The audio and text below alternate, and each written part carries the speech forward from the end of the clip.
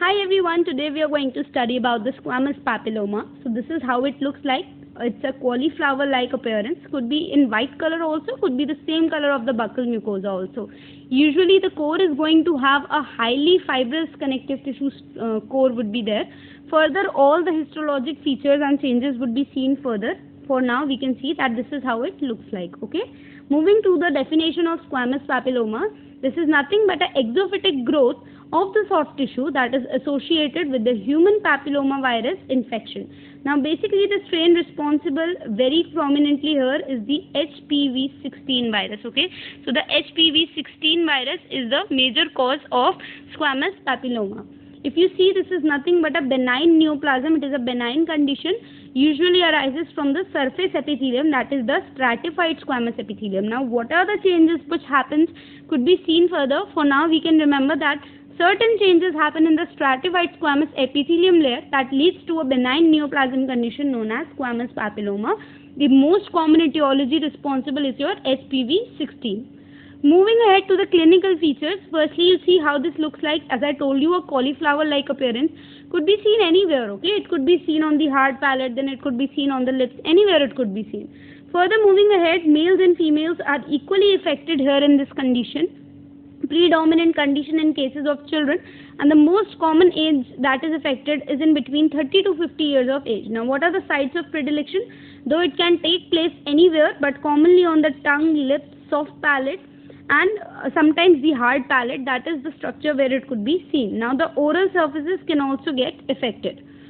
So now coming to how it is actually look like. It is a soft and a painless mass or tissue, overgrowth of the soft tissue that is usually pedunculated. Okay, it is not sessile but this is pedunculated. It is an exophilic nodule with numerous finger-like projection. If you see in this particular diagram, these are the finger-like projections. Can you see here? These are the finger-like projections which could be seen. Projections can be pointed or at times they could be blunt also. The lesions could be white color, slightly red color, or maybe sometimes normal in color as the related tissue in that area. So it depends all on the keratinization. Jitna zyada keratinization hoga, utna the color is going to be white. So it all depends on the keratinization amount. Moving ahead to the size, see it could vary from few mm to several centimeters. Most commonly if it is enlarging in size, then it could go up to 3 centimeters.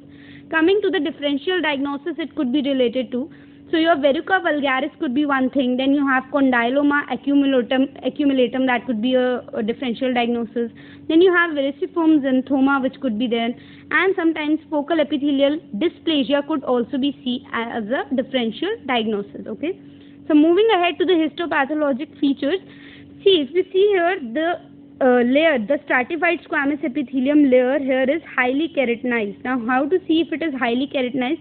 You see this dark pink color layer all on the boundary. So this dark pink kind of layer is basically your keratinization over the epithelium layer. In a further picture you could see this clearly. This dark pink layer here is your keratinization. So it is highly keratinized layer, or highly keratinization could be seen, that leads to white color. As I told you, the amount of keratinization, as much as it is high, the more white color would be seen. So proliferation of keratinized stratified squamous epithelium is arranged in finger-like projections with a core of fibrovascular connective tissue. What does that mean? The finger-like projections could be seen here of the epithelium. So usually our epithelium is like this, but here it is in finger-like projections like this. Okay. Another thing is there is keratinization which could be seen, that gives it a white color, and the more important thing is in the center, like in the core, you can see there is this highly fibrous vascular connective tissue which could be seen. Now connective tissue core may show inflammatory changes that depends on the type of or the amount of trauma that is related, and this we have already discussed. The more keratinization, the more is the whiter color. Okay. Moving ahead, it could be pedunculated most of the time, so it is not sessile usually. And again the same thing, the papillary projection, the finger-like projections which we see here are composed of two major things, that is the thickened parakeratinization layer or the parakeratin layer, and the other thing is the spinous cell layer. Moving ahead to the treatment of this particular problem, see we can go for a surgical excision which includes the base of the lesion, so that the chances of reoccurrence are very less, and also the chances of reoccurrence are usually rare only.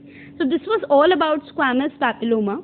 I hope the topic is clear to you. It was a small topic, and let me know your reviews in the comment section. Thank you.